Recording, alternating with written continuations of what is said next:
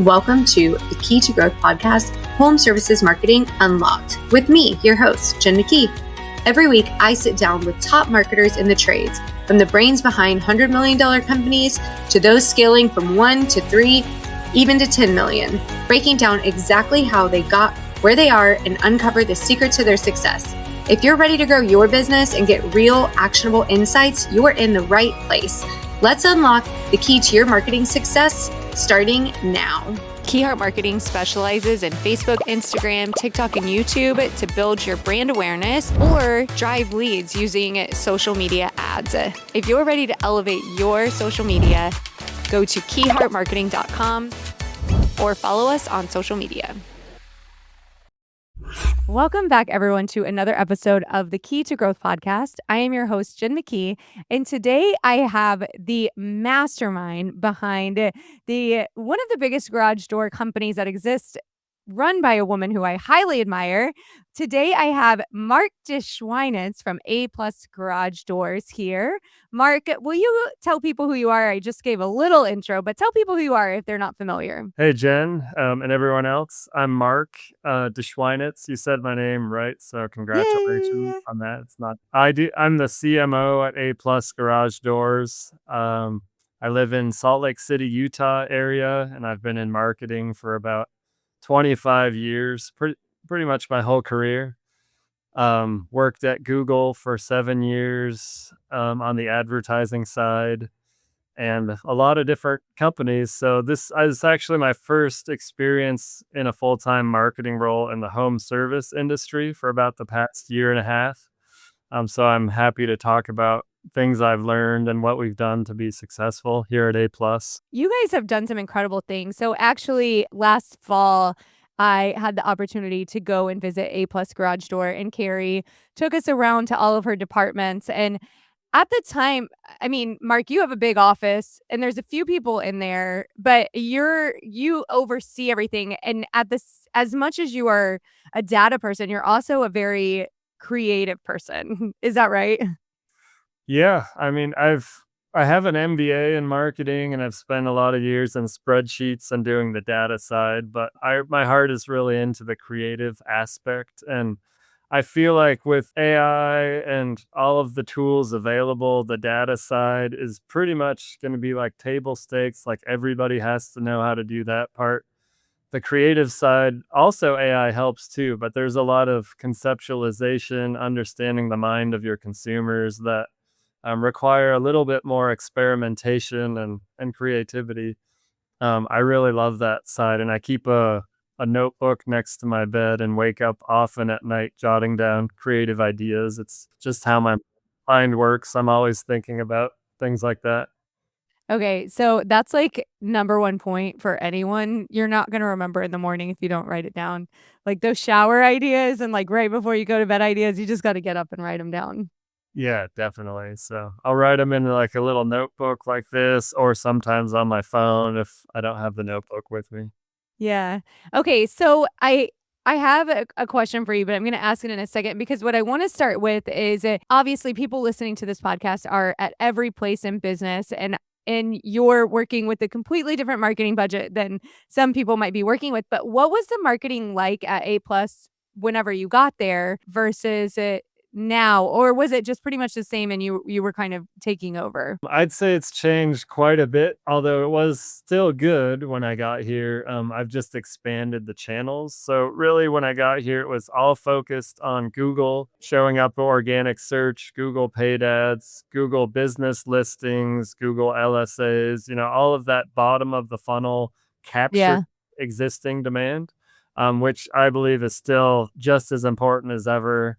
Haven't gotten away from any of that. However, having worked at Google, I felt like this is not in our control. Like the company can change algorithms, policies, whatever they want at any point, and we don't want to be totally vulnerable to whatever Google decides to do. So I deliberately expanded our channels. I did a lot more branding than the company has done in the past, with things like TV ads, billboards, radio.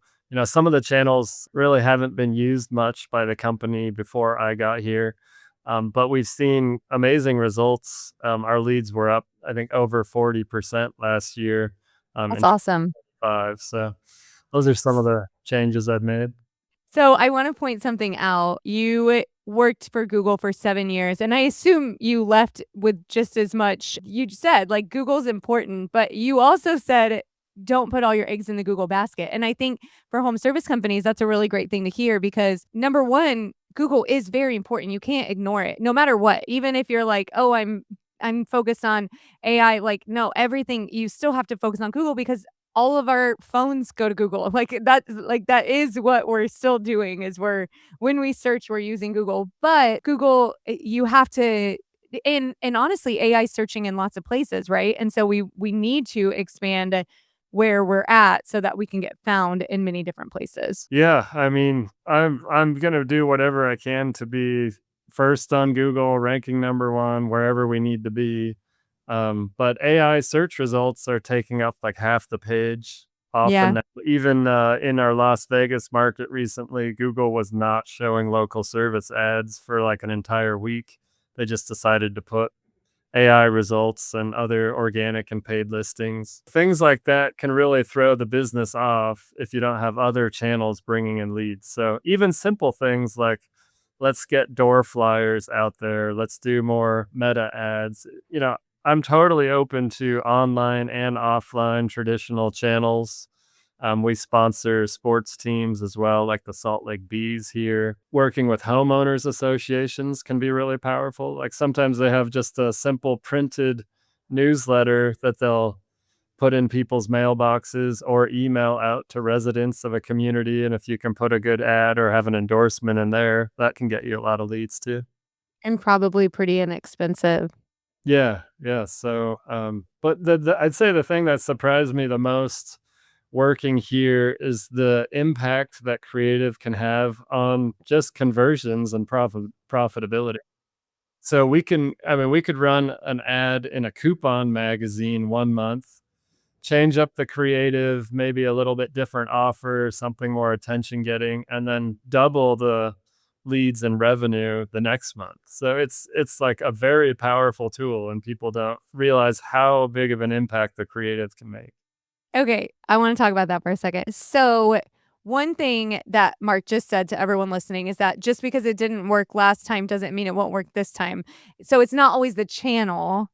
He's sometimes saying it's the offer or the creative, which means the picture, the video, the thing that you're using to capture someone's attention. So, you guys did some pretty creative stuff in the fall. If you have something that you're doing right now, share it with us. But can you share a little bit about what you did? Like, I remember for Halloween, you had a pretty fun mailer. I'm sure that ended up being pretty high converting because it was fun. It wasn't like everybody wants to do the same thing, right? We're like, okay, what does a garage door ad look like? Well, it's got a pretty garage door and it's got a red banner that goes across and it has your phone number and says call us, and then it says if you need a garage door. But what did you guys do? Sure. Well, for me, whenever I'm creating an ad, I try to focus on the pain the customer is having first. So that's a question people often debate is should I show a nice polished garage door, a finished product, or should I show the ruined or damaged garage door, the distress? So over months leading up to October, which is the time period you asked about, I was showing like a middle-aged woman, maybe in a bathrobe with her hair messed up, that maybe woke up, her garage door won't open, and so she's putting them on bikes or, whatever scenario. Like I'm married and have kids, so I know the real world scenarios that can happen in the morning. Nobody's feeling chipper, etc. Yeah. So I focused on the problem for Halloween, which is like, if your garage door doesn't open, it's a nightmare. And so in Halloween, we think of scary movies like Chucky with the knife, etc. So we put a big cleaver in a door with a little doll hanging on it. And then the middle-aged woman in the bathrobe looking at the doll, like just like it's really my life right now. Like this is a garage door nightmare. It seemed to really resonate with people. I got a lot of laughs, a lot of feedback. And then most of all, our return on ad spend for the ads we ran in Utah, like Salt Lake area, was about like a It was really high. Maybe I won't say the actual numbers for people comparing themselves. Yeah. It was definitely higher than previous months. It was our most successful month. And we also coupled that with billboards. I made an AI ad. We often film our ads with real actors and people, which I help write and direct those ads. But we also make some occasionally with all AI. I use the Google AI Studio. So I made the Halloween ad that's running on TV, billboards, the coupon magazine. So pretty much anywhere people went, they would see these funny A plus Halloween ads, and it worked really well. I think it was our highest leads month That's last. amazing. And so what I'm hearing from you is like, don't do what everyone else is doing. Be okay having a little bit of fun. What I want to ask you about, because I specialize in social media, and one of the biggest things that I teach on social media is how important it is to be authentically you. And it's hard to do that with AI because that isn't you, it's someone else. On the other hand, I was highly impressed by what you created with AI. And I would even say that your commercial was better than the AI Coca-Cola commercial that got so much like pushback on it. I'm bringing that up because I think a lot of people are like crossing their fingers that this is how they can create content. It's like, okay, maybe I can just have AI create my content. So tell us a little bit about what that process is actually like right now. I mean, even today, it's different than it was when you did it. But like, and so how realistic do you think it is for people to replace themselves with AI in content? Sure. Yeah, I love the process, and I've learned a lot about how to make it better over the past even like 6 months or so. So I usually start by storyboarding the idea on paper. I just use pen and paper. I used to draw comics as a kid, so I like just make the boxes of scene 1, 2. I look at what's the offer we're gonna make, how we're gonna get people's attention, like what's that hook at the beginning, what's going to sustain people's attention in a 30-second commercial. So for me, it was like zombies breaking through garage doors. I'm like, people are going to want to watch that. How do I make the setting look like it's local to the market where we're advertising? And often what I've learned recently is in AI, like I use the Google AI Studio, I've used Artlist things, but that really just plugs into the Google AI Studio. You can take a picture of the neighborhood or the garage you want, even the people that you'd like in there, upload those into AI and say, make this person running away from a zombie with the zombie breaking through the garage door. And Yeah. I try not to do the whole 30-second commercial as like a continuous string. You can add time to it, but they're essentially all separate projects where I might take the same image of the house, upload it again into AI and say, this time have the garage door opening and there's people running out screaming or something like that. And you have to do it a lot. Like people think, oh, I just plug this into AI and in 30 minutes I have a commercial. No, it's probably like 4 days of work, maybe working on it half a day at a time where you're Yeah. fighting, you see, oh, this person, their hand just reached through a wall. That's not going to happen in real. Right. So you change things, and you can get it to the point where people don't even know that it's AI, especially certain scenes. I've Yeah. had local TV companies that have run the ad that didn't know that it was AI, and they thought we had filmed it all with live actors, because we do that also. We buy Yeah. costumes and we film, and we very well could have filmed this exact commercial live. It just would have taken a lot more time and effort, but AI, Yeah.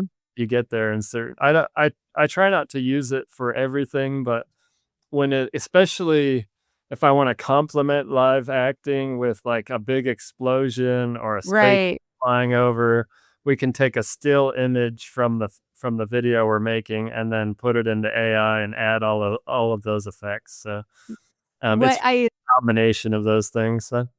Yeah. What I love about what you're sharing is that this still started with a really great idea. You didn't just like go to ChatGPT and say, okay, I want to make a commercial. What should it be?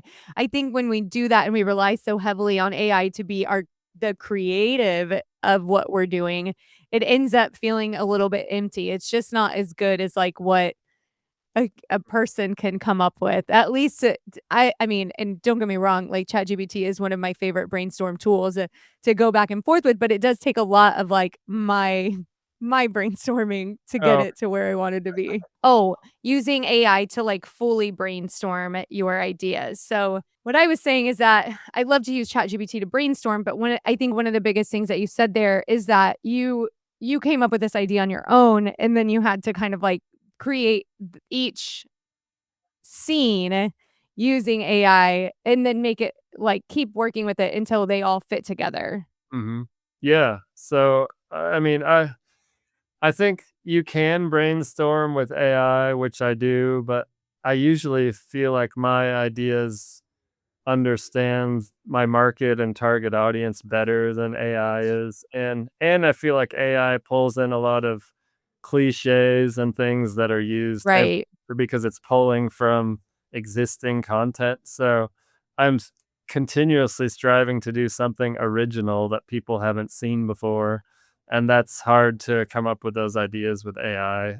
So I spend a lot of time thinking about it. And one of my favorite books is The Power of Your Subconscious Mind. So when I go to bed at night, I plant ideas in my mind, and then I just allow them to ruminate, and I expect the ideas to come, which is why I keep the journal and write down ideas. So, for example, you could say you're going to bed. It's Halloween this month. A lot of people for sure will need their garage door fixed. What is a way that I can get their attention and get them to choose A plus, remember our names, and experience some sort of emotion that they're gonna remember? And then that's really all you have to do is just plant that in your mind, think about it. It might take a few days, and then the ideas will just start coming. Like if you're focused on the outcomes that you want, and you'll get Yeah. ideas, you can float them by friends or family and be like, oh, what if we had a doll stuck in the door with a knife? And I'm like, oh, that's funny, but it might be funnier if like a zombie's chasing someone. I don't know. Like people have ideas, but then at some point you're going to get to a spot where it's just kind of a leap of faith, because all creative ideas are subjective. And so you're never going to find 100% of your friends or family or colleagues that are going to be like, yeah, that's the idea. It's actually going to get watered down the more people you ask. So That's true. often I know our desired outcome, and I know, is this thing making me laugh and or feel something, and that's enough for me. So I love that. That is such a cool idea and way that you do that. Can you share with us like what marketing channels are really giving you the best ROI right now, or or like maybe something that you're testing differently? Everything's always changing. It's May 2026. Like what is working for you guys right now? well, the things that continue to work are like Google local location listings, GMBs, whatever the name is, Google LSAs. Those are profitable channels.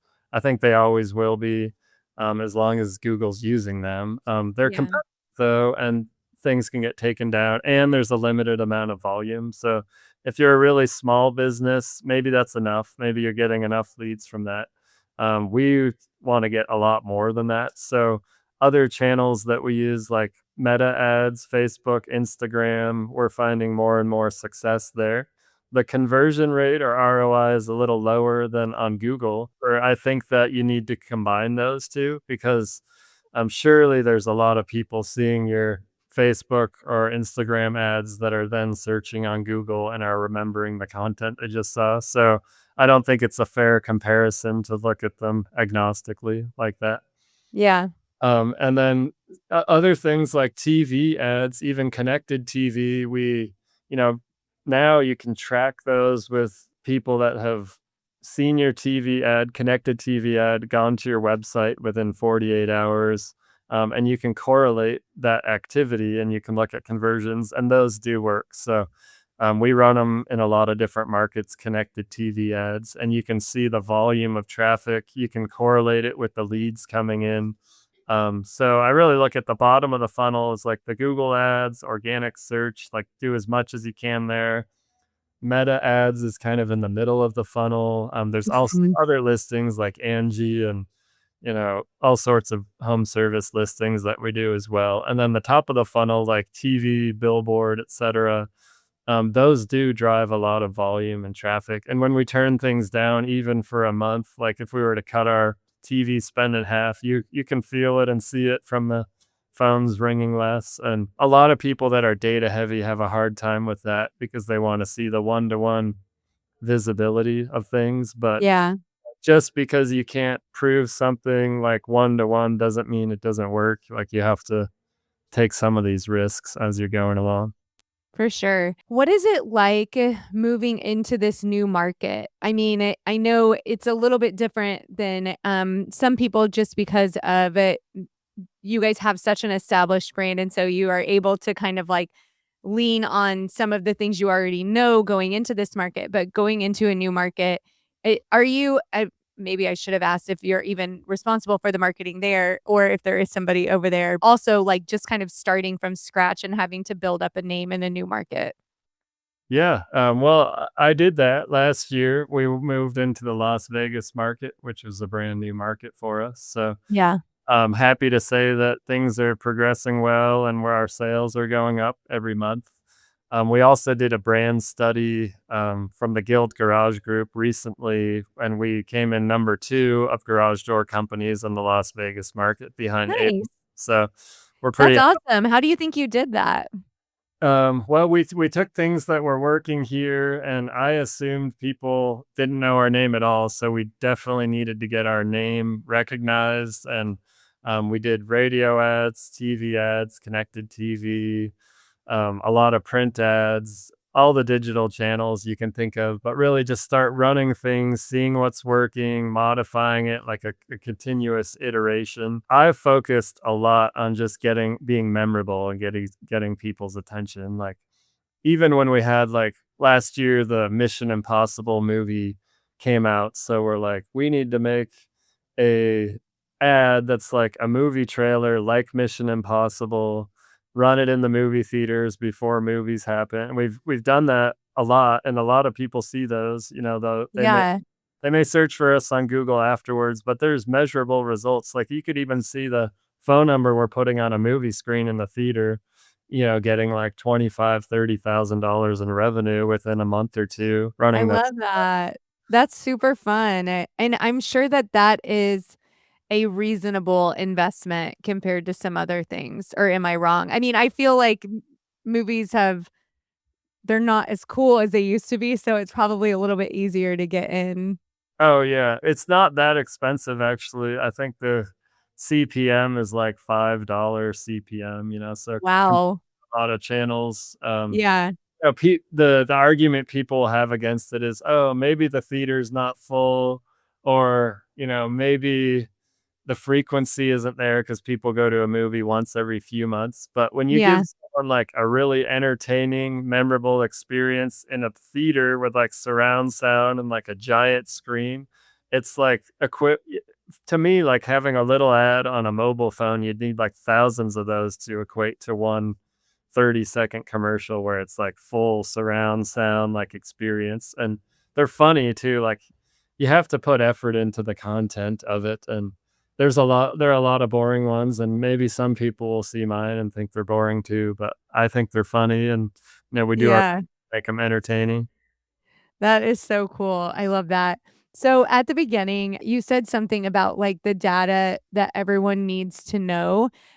Can you tell us a little bit about how you're making it, or like if you remember what I'm talking about, what data are you talking about that everyone should know about their marketing? But also, what is and this might even sound stupid, but I think that people struggle to know when to pivot into either like if something's like good enough, or like can we do better, or is it not working, or does it just need more time? Like how do you determine those kinds of things? Well, like in Las Vegas in a new market, I knew it would take time before we'd see the business being profitable because you have a lot of expenses with the trucks and the people on the roads, etc. So I kind of just did things that I've seen work in Utah or, other businesses I've worked with before. So how long do you let something run? You have to look at the financial situation of your own business. I like to view first customer acquisition as, even if you break even and that customer is going to come back to you again and again, try to look at the lifetime value. So if you have enough financial stability as a business owner, to give it some time, definitely I would focus on how do we just get people to know about us and try us once, even if that costs you a little money. I mean, people give away free appetizers or ice creams at their place just to get someone in the door. Um, Yeah. our salespeople, our technicians, they're very good and they get great reviews. So I have full confidence that if we get them out there, it's going to be profitable for the company over time. Yeah. If you have a bad experience, if someone has a bad experience with you and you just spent a lot on marketing, then you lost money and it was a loss. So making sure your operations are really good and your For customer service, sure. all that is essential. I wouldn't feel confident spending a lot of money if I didn't feel like people would come back and use us again after they tried us. I don't know if that answers the question totally, but Yeah. No, you yeah, that's good. I think operations are important, and that's one thing I've done this podcast and interviewed more people. It's like marketing is only as valuable as all of the other things in your company. So as long as your sales team or people are actually selling, everyone from the person on the phone to the person that's going in the home, or as your operations, the systems that you have in place, the culture that you have, there's just so much that impacts the actual revenue. Marketing is just the first part of it, really. Yeah, definitely. I mean, there are some channels where you're like, "Hey, we spent $10 and we got $50 back in revenue," where you can see directly. But those, it's kind of at the bottom of the funnel, it's kind of like shark-infested waters, and every home service company is trying to capture that demand at the bottom.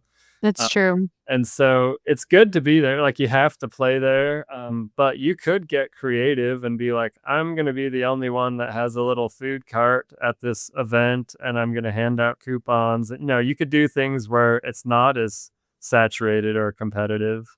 We go to, like, homeowners associations and try to get involved, and they might have, like, a painting activity with their residents, and then we'll give out drinks or hydration packets or, things like that. So we Yeah. try to I try to look at, what are some things that are maybe a little less competitive that are still gonna get us in front of the right audiences. I I think think that's or good.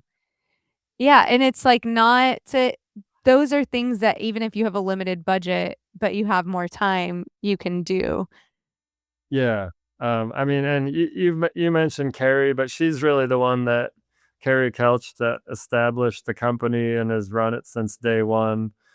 So she's seen all phases of marketing of like, let's do really lean guerrilla stuff up to like, okay, now we're running TV commercials and movies or ads in the movie theater and all that stuff. But you can't just dive into all of it at once if you're a small business. You have to have like some sort of momentum and trucks and people on the road. So you have to look at the phase of the journey you're at as a company.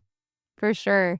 Do you have any thoughts on like so we've already established that Google is important and I like starred what you said about this is not in our control because you were talking specifically about like we don't know what's going to happen to Google in the future, but I also think it's interesting because we're not in control of the bottom of the funnel always because we can't control that somebody needs this right now and then they're searching for it. Those are things out of our control.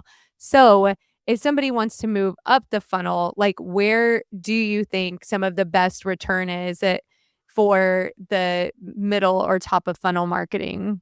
Oh, sure. I think the connected TV ads, if you feel like you can get some good content, are really powerful. Like everybody's on the TV like every day at night. I mean, probably 95% of the people watching this will be watching something on a screen today. Yeah. Radio is pretty effective, actually. I mean, it's like an old channel, but people are driving and commuting everywhere. And if you're on like sports or talk radio, it's pretty cheap. Like you'd be surprised you can get your name stuck in people's heads. And, we even have a new general manager of our Las Vegas. His name's Roy that just came in and he said he first kind of learned about us from our radio ads in Las Vegas. Nice. because we were running like a year ago, and now he's working here and he's just a new general manager for us. But you just see like study people and be like, oh, most people drive to work. That might be like an hour of their day round trip. Most people watch TV after work. What are the cheapest and most targeted ways we can reach those audiences? People are in the gym with Spotify or podcasts, and you can do digital audio ads that are targeted to people that own homes or, whatever Mhm. targeting parameters you want. And there are even companies where you can pay per lead with audio ads by pixeling them too. So there are some like combined with traditional digital channels that are pretty cost effective. I mean, you really only look at high cost upper funnel when you're doing big sporting events, or like the Olympics or Yeah.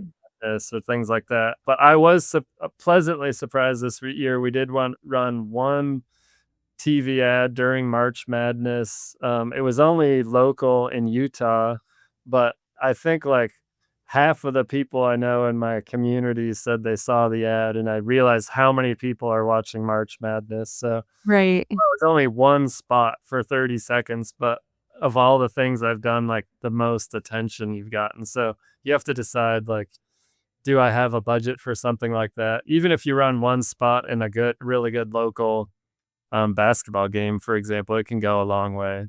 Yeah. So you mentioned, and I know we're coming to the end here, but I'm just curious. I'm going to come back to this data question because you were talking about the attention that you're getting from it. So on some of these like that, like is there a return that you're able to track there, and like what metrics are you looking at monthly to justify some of the budget for some of these things that you can't really determine a direct return on? Sure. Yeah. I look at branded search on Google, and I look at direct traffic and organic traffic where people are typing in our branded keyword. Yeah. So you can look through your Google search console at like your brand terms and see if those are going up, correlating with that. I mean, your ideal scenario is that people are just typing in your brand in Google, not even Yeah. clicking on an ad and coming to you. But I do still run branded search ads, even though people are like, oh, they're searching for your brand already. But then if you don't, you're leaving that whole real estate to someone else to capture that. Right. Especially us, we have our name is A plus, and A1 is very similar, so people might get confused. So if someone's searching for A plus and I just spent all this money on TV ads, I want to make sure that like everything on that page belongs to us. And it's Right. pretty cheap. Like a branded search click is like $7 or $8, whereas a non-branded might be like 70, like 10 times the price. So Yeah. even if I'm paying for those branded search clicks, it's so much cheaper than non-branded, and people are already decided that they want to Yeah. from you. So like you're getting someone that has even higher intent when they're searching for your brand.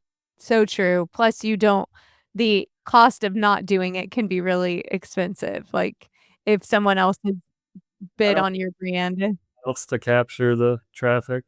Right, right, for sure, and that can get confusing even as a marketer when I search something and someone's bid on that name, and then I'm, like, about to click on it, not even talking about home services, but I'm like, Yeah. "That's not even what I was looking for." Like, someone else grabbed this. Okay, so as we come to a close here, you're on the Key to Growth podcast, and we ask all of our guests the same question. So, what would you say is the key to growth? The number one key to growth is having a great service that adds value to people. And then number two is making people aware of who you are and what that service is. So there's a lot of ways you can do that. But if you don't have an amazing service that you would recommend your own family members use, and you feel like the price you're offering is what you would tell your friends and family to do, then do that first. And then next be like, you got to use this is the brand. Make it memorable. Like I focus most of my thinking time on, if someone's flipping through a magazine, flipping through channels, like how do I get them to stop and pay attention to who we are and what we do? And Yeah, having the confidence that we offer a really good product, then I'm confident to grab their attention and say, you need to pay attention to this. yeah. I love that. So if someone wanted to connect with you and pick your brain or just like say hi, what would be the best way for them to do that? I guess LinkedIn's a good place. It's just De Schweinitz, my whole last name with no space. If you type Awesome. that in, there aren't a lot of us with that name. His name will be in the show notes too. But thank you so much, Mark. This has been incredible. I appreciate your time today. Yeah, thanks, Jen. It's been fun and have a great day. You too.